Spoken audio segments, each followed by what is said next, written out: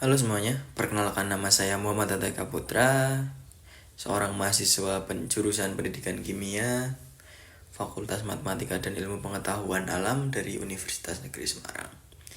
Di sini saya mau menjelaskan bagaimana pengolahan limbah dengan menggunakan reaksi redox. Saya membuat video ini untuk menjawab pertanyaan dari tugas yang dosen saya berikan. Sebelum menjawab pertanyaan, saya akan menceritakan secara singkat apa yang akan kita bahas. Di suatu negara X itu banyak sekali pabrik industri logam dan elektronik. Limbah dari pabrik-pabrik tersebut setiap hari selalu mengalir ke sungai yang ada di sekitar. Limbah tersebut ternyata mengandung kromium heksavalen dan merkuri. Kedua zat tersebut adalah zat yang cukup berbahaya untuk manusia.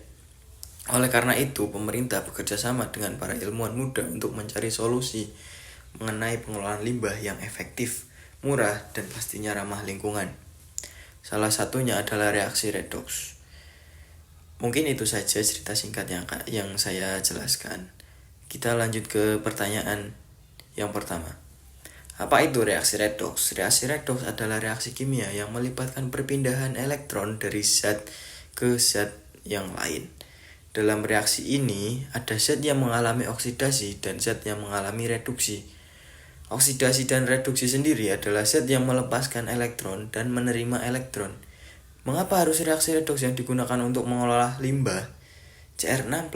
Karena dengan mereaksikan Cr6+ menjadi Cr3+, kita bisa menurunkan toksisitas limbah industri secara signifikan.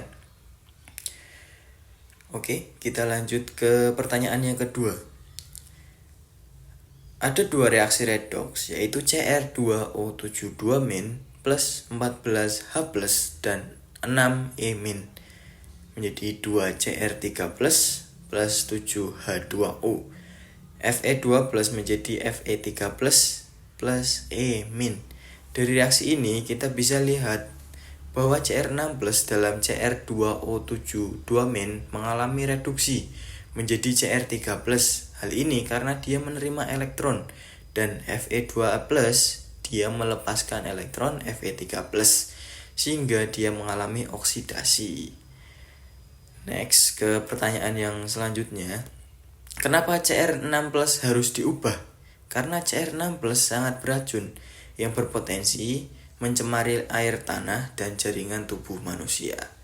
Sebaliknya, Cr3+ lebih stabil karena kurang beracun dan dapat diendapkan sebagai CrOH3 yang mudah disaring dari air limbah. Pertanyaan selanjutnya, mengapa pemerintah dan ilmuwan lebih memilih metode reaksi redoks? Pemerintah menggunakan metode reduksi karena lebih efektif dibanding filtrasi. Alasannya karena filtrasi tidak bisa menyaring ion yang terkandung dalam kedua zat tersebut, dan lebih aman daripada pengendapan langsung tanpa pengubahan bentuk kimia. Kemudian, pertanyaan yang selanjutnya, jelaskan tahapan reaksi redoks untuk limbah tersebut. Pertama, menguji kandungan Cr6+ dalam limbah. Kemudian, ditambahkan Fe2+, misalnya dari FeSO4. Selanjutnya, Cr6+ direduksi menjadi Cr3+. Lalu Cr3+ tersebut mengendap sebagai CrOH3. Kemudian endapan disaring dan limbah menjadi lebih aman. Dengan memahami konsep redoks, kita bisa melihat bahwa ilmu kimia mampu menyelamatkan lingkungan dari pencemaran logam berat. Dan jika ada konsep yang belum jelas, saya akan mencari referensi dari buku kimia lingkungan dan jurnal ilmiah terpercaya. Mari kita terus belajar karena solusi untuk lingkungan yang lebih baik bisa dimulai dari ilmu yang kita pahami. Sekian dari saya, mungkin itu saja yang bisa saya jelaskan. Terima kasih.